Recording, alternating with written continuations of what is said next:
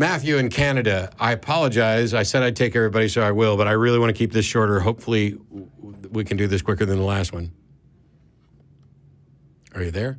Oh, I didn't push the right button. There you are. Hello, Matthew. Hey, so this is Matt and Dave, right? Yep. Okay. Before I start, can I just ask, is it still going live at the moment, or is it just No. like? Okay. It's live. So It's live on our Discord. Okay, that should be fine.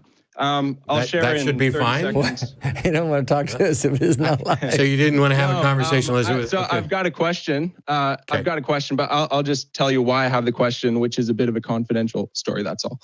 Oh. So yeah, so I'm 25. I'm an adoptive dad of 2 kids. They're just napping in the other room here. And last year we were about to adopt their next little sibling. And at 28 weeks, that baby, the birth parents had an abortion. And so that was, that was a lot of trauma and stuff for my wife and I. But it just, after that, it made me start to really question the morality of abortion in general.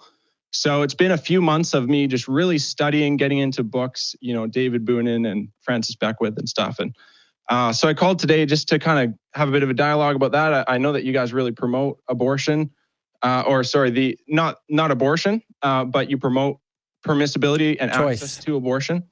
And so, choice, pro-choice, exactly. And so I just wanted to ask you about that. And sorry, I wanted to introduce just by saying that it's an absolute honor to talk to you guys, and thank you for everything that you do. Okay. You might not think so in about 20 seconds. So no, I've heard. Hang on. Yep. I've already thoroughly debated the topic of abortion against another atheist at a convention here in Austin. Have you watched that debate? No, is it online? Yes. Just Google Matt Dillahunty abortion. You'll probably find it. If not, the other person's name is Christian Krzyzlnicki. But at the end of the day, we don't have a right to force someone to remain pregnant against their will.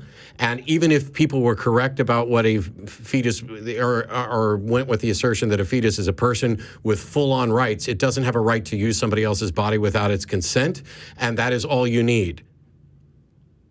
Okay, so you're not so much interested. I actually have looked up your name. I don't care about people's moral opinions about abortion. I care about what the law is and what we can and should legally allow or restrict. If somebody wants to say it's immoral, cool. That's their personal opinion.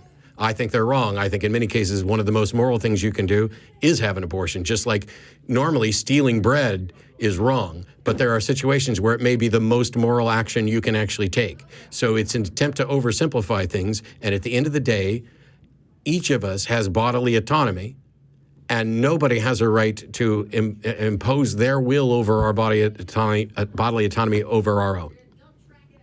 Right. Okay. I'll try and be quick because I know we're like 40 minutes over. So the issue that I've run into with that, I would actually totally agree with that in the case of rape because of. Whoa, stop. Yeah.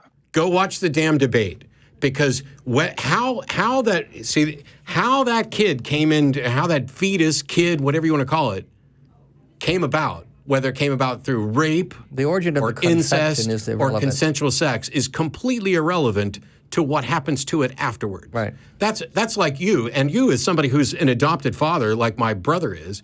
It should be embarrassing to even try to make excuses along those lines, as if one type of pregnancy, it's fundamentally moral to terminate it, and another type of pregnancy, it's moral or it's immoral if you do terminate it.